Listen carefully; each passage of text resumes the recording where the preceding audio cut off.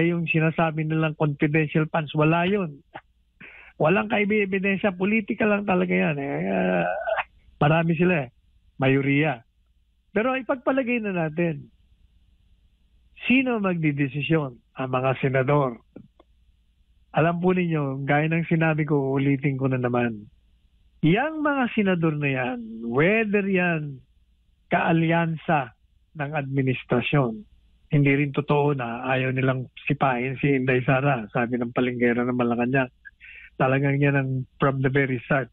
Yun naman ang goal nila, tanggalin si Inday Sara sa 2028. Kahit na sila ay kaalyansa. At ito ring mga dilaw, kahit na nakapasok sila, merong 2, 3 senador dyan na mga dilaw. Maniwala kayo.